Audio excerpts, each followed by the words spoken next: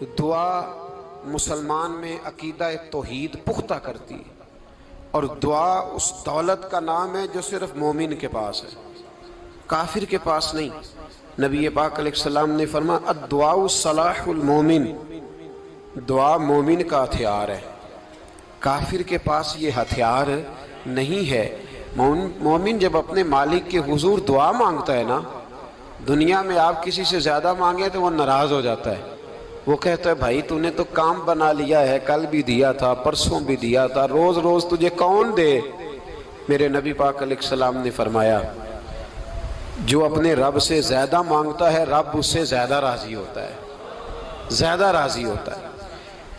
اب دعا مخصوص اوقات نہیں دعا کے، فرمایا اذا دعان، جب بھی دعا مانگو گے تمہارا رب تمہاری دعا کو، جب بھی دعا تو دعا کرتے رہنا چاہیے، ہر وقت دعا میں بندہ شامل رہے، اللہ کے ذکر میں شامل۔ یہ جو قرآن مجید نے کہا نا یا ایھا الذین آمنوا اذکروا اللہ ذکرا کثیرا، اے ایمان والو اپنے رب کا ذکر کثرت سے کرو، وسبحوہ بکرۃ واصیلا، اور صبح و شام اسی کی پاکی بیان کرو۔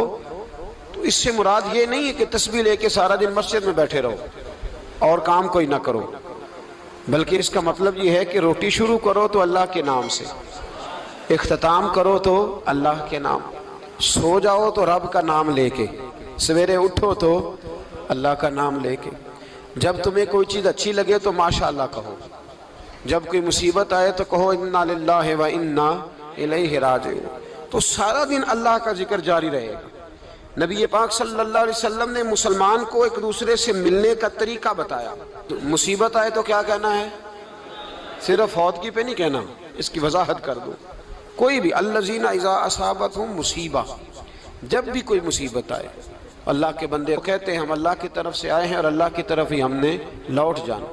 تو میرے عزیز ہر وقت اللہ کا ذکر جاری رہے گا، ہر وقت زبان پہ رب کریم کا۔ دیکھیں نا نبی پاک علیہ السلام نے ہمیں ملاقات کا طریقہ بتایا۔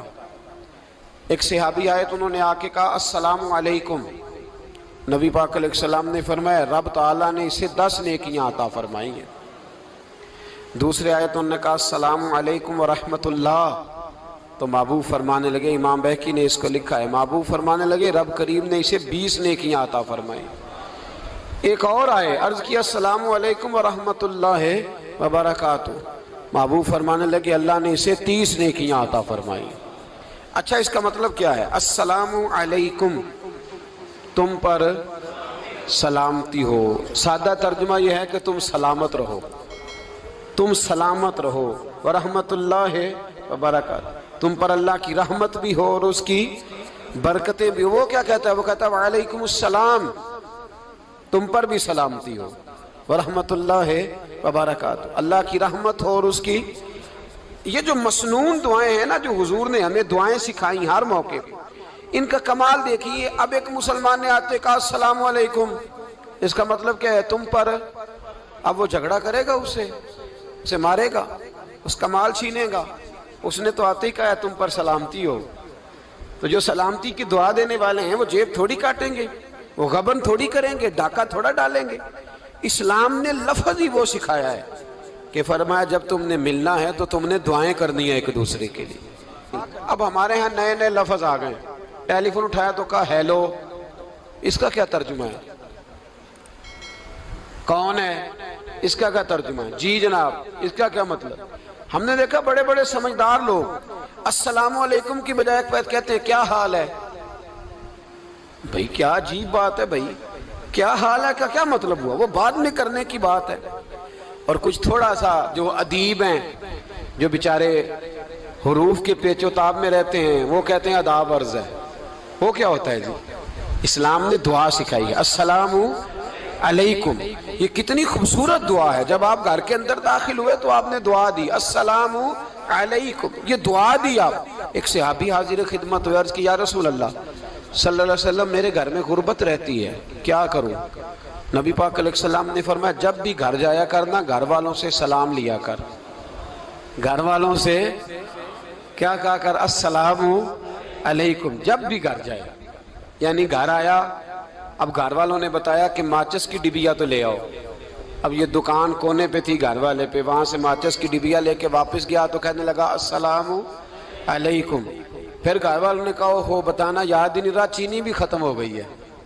تو یہ پھر گیا چینی لینے، لوٹ کے آیا تو کیا کہا؟ جب اللہ چاہتا ہے تو کہے، جب اللہ کے رسول چاہتے ہیں تو کہے. اس کا ترجمہ یہ ہے کہ تو کہہ، تو سلام لے. اللہ رسول چاہ رہے ہیں کہ تو سلام لے تاکہ تیرے گھر میں سلامتیاں ڈال دی جائیں. تو فرمایا سلام لینی ہے تو نے، اور ساتھ تو نے اس طرح کرنا ہے کہ 3 دفعہ سورۃ اخلاص کو پڑھنا ہے. امام قرطبی نے اس کو لکھا ہے. اس نے کہا حضور غربت بڑی ہے. غربت بڑی ہے تو کہ وظیفہ بتائیں. فرمایا جب بھی گھر جاؤ سلام لو اور 3 دفعہ سورۃ اخلاص پڑھو. وہ صحابی کہتے ہیں میں پکا ہو گیا. اب وہ کچھ دنوں کے بعد، کچھ عرصے کے بعد، کچھ مہینوں کے بعد واپس آئے تو صحابہ کرام علیہم رضوان فرماتے ہیں ہماری خواہش تھی کہ یہ کچھ بیان کرے، اب بتائے جو وظیفہ لے کے گیا تھا اس کا رزلٹ کیا نکلا.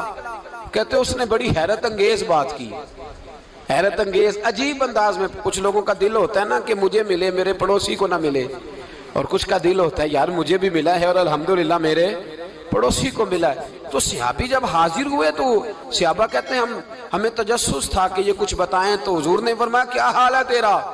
کہا یا رسول اللہ کمال ہی ہو گئی ہے حضور، میں جب بھی گھر جاتا ہوں سلام لیتا ہوں اور 3 دفعہ سورۃ اخلاص پڑھتا ہوں. میں تو امیر ہو ہی گیا ہوں، میرے تو ہمسائے بھی امیر ہو گئے. کتنا پیارا ہے یہ جملہ، کتنا حسن ہے. اتنا اچھا لفظ کسی اور کے پاس ہے ہی نہیں جو الفاظ ہمیں ہمارے رسول نے عطا فرمایا. اس کو اپنائیے، اس کو اپنائیے. یہ الگ بات ہے کہ لوگ مطلب کے لیے سلوٹ کر لیتے ہیں بڑا سارا، لیکن مطلب کے لیے نہیں. جس کو جانے اس سے بھی سلام لیں، جس مسلمان کو نہیں جانتے اس سے بھی. تو نبی پاک نے ہمیں مسنون دعائیں سکھائیں. رات کو جب سونے لگیں اللہ کے رسول صلی اللہ علیہ وسلم نے ہمیں دعا سکھائی. حضور نے فرمایا جب سونے لگو تو مسلم شریف میں فرمایا تم نے یہ دعا پڑھنی، اللہم باسمک اموت و احیا. تم نے کہنا اے اللہ میں تیرے نام پر مرتا ہوں اور تیرے نام پر جیتا ہوں. نبی پاک صلی اللہ علیہ وسلم نے ایک حدیث میں فرمایا کہ یہ جو نیند ہے نا یہ موت کی چھوٹی بہن ہے، یہ موت کا ایک حصہ ہے. جس طرح انسان سو جائے تو کوئی خبر نہیں ہوتی کیا ہو رہا ہے، بالکل وہ اٹھا ہے تو اس نے کہا ہو یہ کیا ہوا. سو جاتا ہے نا آدمی، اسے خبر نہیں ہوتی. اوہو میں نے تو 11 بجے اٹھنا تھا، یہ تو 3 بج گئے. اب اسے خبر نہ رہی. سوتے ہوئے لوگ چوری کر لیتے ہیں. بلکہ اس طرح بھی ہوتا ہے کہ آدمی نے گکھڑ اترنا تھا، وہ پنڈی سے آ رہا تھا لیکن وہ سویا ہوا تھا. آنکھ تب کھلی جب کاموں کی آ گیا تھا. اب اس کا اس پر زور تو فرمایا کیا پتا اب تو کھل گئی کاموں کی، جا کے لاہور جا کے کسی جگہ پہنچ کے تو یہ بھی ممکن ہے کہ کھلے ہی نہ، نیند ہی موت کا سبب بن جائے. تو کہہ کے سو کہ یا اللہ تیرے نام پہ سو رہا ہوں. اللہ کس نام پہ سو رہا ہوں؟ یار اگر ہم ان دعاؤں کا حسن سمجھے مت اللہم باسمک اموت و احیا، یا اللہ میں تیرے نام پہ سوتا ہوں اور تیرے نام پر اٹھتا ہوں. گویا کہہ رہا یا اللہ میری نیند بھی تیرے فضل سے ہی ہے، اور اگر آنکھ کھل جائے تو وہ بھی تیرے فضل سے ہی ہے. کتنا اعلیٰ نبی پاک علیہ السلام نے انداز سکھایا. اور پھر بخاری شریف میں حدیث موجود ہے، فرمایا جب اٹھو تو کہو الحمدللہ الذی احیانا بعد ما اماتنا والیہ النشور. فرمایا جب تم سو کے اٹھو تو پھر کہو اے اللہ ساری تعریفیں تیرے لیے، تمام تعریفیں جس نے ہمیں موت کے بعد حیات دی. موت کے بعد فرمایا احیانا بعد ما اماتنا، ہمیں مرنے کے بعد گویا اللہ کا شکر ادا کر کے آنکھ کھل گئی. دیکھیں کس طرح اسلام مسلمان کو اللہ کے ساتھ جوڑتا ہے. فرمایا شکر کر، آنکھ کھل گئی. کہ یا اللہ تیرا شکر ہے تو نے موت کے بعد ہمیں دوبارہ حیات عطا فرمائی، یہ شکر ادا کرو. گویا تم یہ نہ کہنا کہ میں اٹھ گیا ہوں تو میرا کمال ہے، یہ نہ سمجھنا میں اٹھ گیا ہوں تو میں بڑا پابند ہوں، جب میں ارادہ کر لوں کہ میں نے 11 بجے اٹھنا ہے تو پھر میں اٹھ جاتا ہوں. یہ نہ کہنا کہ یہ الارم بڑا اچھا ہے، یہ مجھے اٹھا لیتا ہے. ذہن کے اندر خیال کر کہ نیند تو موت کی طرح تھی، یہ جو میں اٹھ گیا ہوں تو اپنے رب کے فضل سے اٹھا ہوں. جو میں اٹھ گیا ہوں، جو ابھی اٹھے ہیں وہ تو بول دینا کم از کم کہ میں اپنے رب کے فضل سے اٹھ گیا. تو دعا سکھائی. پھر دیکھیے نبی پاک صلی اللہ علیہ وسلم نے فرمایا جب تم بیت الخلاء میں جاتے ہو نا، واش روم میں جاتے ہو، تو گندی چیزیں ہوتی ہیں وہاں، شیطان ہوتے ہیں، جنات ہوتے ہیں، یہ گندگی پہ ہوتے ہیں۔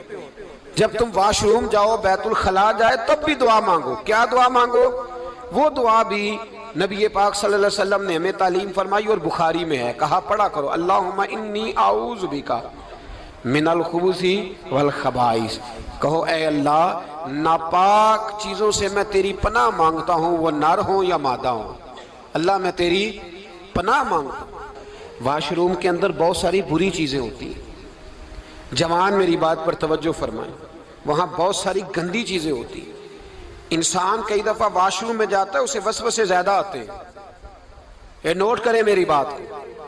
اصل میں نا ہم بات ڈھونڈ رہے ہیں علاج اپنی بیماریوں کا، حالانکہ علاج تو سارا مدینے والے رسول کے پاس موجود ہے، محبوب کے پاس ساری دوائیاں ہیں۔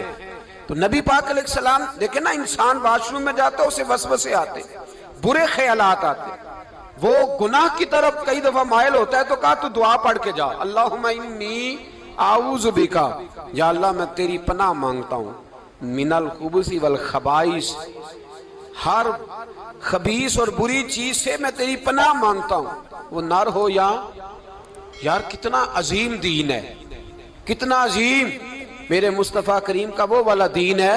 اصل میں اللہ کرے بی اے پاس بچے کو بیت الخلاء کی دعا بھی یاد ہو جائے، ایسے یاد ہو جائے، اور اس کے ماں باپ سمجھ لیں کہ جوان ہو گیا ہے، تو اب ہو سکتا ہے اس کی طرف شیطان حملہ زیادہ کرے، اسے خراب کرنے کی کوشش کرے، تو لہٰذا اسے دعا سکھائی جائے تاکہ اس کو پہلے سے پتا ہو کہ میں نے اس بے ایمان سے بچنا کس طرح سے۔ اب آپ دیکھیے نبی پاک علیہ السلام نے ہمیں دعا سکھائی، مصنف ابن ابی شیبہ میں۔ کون سی دعا؟ واش روم سے نکلنے کی۔ اللہ اکبر، بڑی زبردست دعا ہے، بڑی زبردست۔ آپ یقین کریں اس ایک ایک دعا پر ایک ایک پورا بیان ہو سکتا ہے، ایک ایک۔ یہ اس لیے نہیں میں کہہ رہا کہ میں کوئی عالم فاضل آدمی ہوں، آپ کہیں گے کہ بتا رہے ہیں میں بڑا پڑھا لکھا ہوں، صرف یہ عرض کر رہا ہوں کہ اس کے فوائد پر، ثمرات پر جو اللہ تبارک و تعالی امت کو دیتا ہے، ان دعاؤں کی جو فضیلت حدیثوں میں آئی، اور پھر جو اس کے فوائد ہے، اگر اس پر بات کروں تو ایک دعا تقاضا کرتی ہے کہ اس پر پورا ایک لیکچر ہونا چاہیے۔ دیکھیے آپ واش روم سے نکلے، دعا کیا ہے؟ دعا کے لفظ کیا؟ الحمدللہ الذی، ایک حدیث میں لفظ ہے غفرانک، غفرانک، اے اللہ میں تجھ سے بخشش چاہتا ہوں۔ اور جو مشہور اور معروف ہے مصنف ابن ابی شیبہ کی روایت، فرمایا الحمدللہ الذی اذھب عنی العذا وعافانی، فرمایا اے اللہ تیرا شکر ہے۔ واش روم سے نکلا ہے تو کہہ رہا ہے یا اللہ تیرا شکر ہے، تو نے مجھ سے اذیت دور کی، وعافانی، اور تو نے مجھے عافیت عطا کر دی، اذیت دور کر دی اور عافیت۔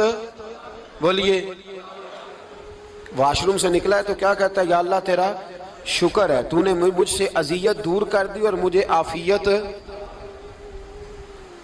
ڈاکٹر حکیم ہومیوپیتھک ایک چیز پر متفق کم ہوتے ہیں، پتہ ہے نا آپ کو، لیکن اس بات پر سب کا اتفاق ہے کہ اگر کسی کو قبض ہو جائے نا تو شاید 70 یا 72 بیماریاں لگ جاتی ہیں اس کو۔ اور جب آدمی کو قبض ہوتی ہے نا، پیٹ کے اندر فضلہ جم جاتا ہے، خارج نہیں ہوتا، اس کو اعصاب کی بیماری ہوتی ہے، اس کے ذہن پر اثر ہوتا ہے اس چیز کا۔ آپ یہ مت سمجھیں کہ کھانا کھانا یہ ایک کمال ہے، اللہ نے یہ بھی نعمت بنائی ہے کہ کھانا جب خارج ہوتا ہے تو وہ بھی اللہ کا بہت بڑا احسان ہے۔ تو فرمایا تو سمجھا ہی نہیں، اگر تجھے قبض ہو جاتی، تیرے پیٹ کے اندر وہ چیز جم جاتی، تیرے لیے کتنی تکلیف کا باعث تھی۔ ان لوگوں سے پوچھئے جو اس کے بیمار ہیں، اس کے مریض ہیں، وہ کتنی تکلیف میں رہتے ہیں، سر میں درد ہوتا ہے، سر چکراتے ہیں۔ ایک بہت بڑا روڈ ایکسیڈنٹ ہوا تو ڈرائیور سے لوگوں نے پوچھا کہ مسئلہ کیا ہے، تو کہنے لگا میں قبض کا مریض ہوں، تو میں کھانا کھا لیتا ہوں تو میرے ذہن پر وہ اس قدر زیادہ گیس کا غلبہ ہوتا ہے کہ میں سخت تکلیف میں ہوں۔ نبی پاک علیہ السلام نے ہمیں سمجھایا اور بتایا کہ سمجھ لو یارو، کھانا کھانے کی نعمت تو اللہ نے تمہیں عطا فرمائی ہے، لیکن کھانا کھانے کے بعد اس کا اخراج بھی اللہ کی بہت بڑی نعمت ہے، تو اللہ کا شکر ادا کرو۔ پھر جب آپ گھر سے نکلیں گے تو بھی اس کی دعا ارشاد فرمائی، بسم اللہ توکلت علی اللہ، اللہ کے نام سے گھر سے نکلتا ہوں اور میں نے بھروسہ بھی اللہ کے نام پہ کیا۔ جب گھر سے نکلیں تو کس کے نام پہ بھروسہ کریں؟ بولیے حضرت رابعہ بصریہ رحمت اللہ علیہا، آپ تشریف لے گئیں حج کرنے، جس دن واپس آئیں اپنا اونٹ کہہ گئیں جاتی دفعہ، کہنے لگی اللہ میں تیرے حوالے کر کے جا رہی ہوں اور بسم اللہ توکلت علی اللہ، بھروسہ بھی تیری ذات پہ ہے۔ جس دن واپس آئی نا اسی دن کسی نے بتایا کہ اماں آج ہی تیرا اونٹ مر گیا ہے، تو اونٹ کے سرانے کھڑی ہو کے کہنے لگی مولا میں تو تیرے نام پہ تیرے پہ بھروسہ کر کے گئی تھی، تیرے حوالے، میں تو تیرے گھر گئی تھی۔ تو لوگ کہتے ہیں اماں کے منہ سے لفظ نکلے تو اونٹ زندہ ہو کے کھڑا ہو گیا، کھڑا ہو گیا ہوں۔ تو اماں کہنے لگی نہیں تمہیں ہی غلطی لگی ہے، مرا ہی نہیں تھا، پہلے سے ہی موجود تھا، گویا اپنی کرامت بھی نہیں ظاہر ہونے دی۔ تو بھائی گھر سے نکلیں تو کس لفظ پر کہ یا اللہ میں تیرے بھروسے پہ نکل رہا ہوں میں، اس کے دو فائدے ہوں گے، ایک تو آپ اللہ کی امان میں جا رہے ہیں، اللہ کی امان میں آ رہے ہیں، اور دوسرا جس گھر کو آپ چھوڑ کے جا رہے ہیں اسے بھی اللہ کی امان میں دے کے جا رہے ہیں۔ تو کتنا لذت والی دعا ہے جو نبی کریم علیہ السلام نے ہمیں سکھائی۔ اب ذرا حدیث سنیں خوش ہو کے، دیکھیں حضور نے دعا سکھائی، فرمایا جب دیکھ لو نا کسی کو ہنستا ہوا، کیا کرتا ہوا؟ ماشاءاللہ آپ تو ہنسنے لگے۔ جب کسی کو ہنستا ہوا دیکھو تو کہا کرو اضحک اللہ سنک، یہ دعا یہ بخاری ہے، فرمایا دعا مانگا کرو جب کسی مومن کو ہنستے ہوئے دیکھو تو دعا مانگو اضحک اللہ سنک، اللہ تجھے ہنستا ہی رکھے، اللہ تجھے، بولیے جل نہ جایا کرو کہ میں پریشان ہوں تو یہ ہنس کیوں رہا ہے، جھلا نہ کرو، بلکہ کیا کہا کرو اللہ تجھے ہنستا رکھے، اللہ تجھے۔ نبی پاک صلی اللہ تعالیٰ علیہ وآلہ وسلم نے فرمایا، ترمذی میں حضرت اسامہ بن زید رضی اللہ تعالیٰ عنہ سے حدیث مروی ہے، حضور نے فرمایا جس نے کسی کے ساتھ احسان کیا اور جس پر احسان کیا، اگر اس نے یہ دعا پڑھ دی نا جزاک اللہ خیرہ، تو فرمایا اس نے اللہ کی بھی پوری حمد کر دی اور محسن کا صحیح شکریہ بھی ادا کر دیا۔ کیا کہنا ہے؟ جزاک اللہ، اللہ تجھے بہترین جزا عطا کرے۔ اس کا ترجمہ کیا ہے؟ اللہ تجھے بہترین، کیونکہ حضور فرماتے ہیں من لم یشکر الناس ولم یشکر اللہ، جس نے بندوں کا شکریہ ادا نہیں کیا اس نے اللہ کا بھی شکریہ ادا نہیں کرنا۔ تو کیا کہنا چاہیے؟ جزاک اللہ خیرہ۔ اور اگر اماں کہتی ہو بچوں کو انگریزی سکھانی ہے تو کیا کہنا ہے پھر؟ شکریہ ادا کرنے میں کیا کہنا ہے؟ Thanks, thank you. وہ خدا کے اس کا ثواب کتنا ہے؟ بولے انگریزی ایک زبان ہے، اس کو زبان ہی رہنے دیں۔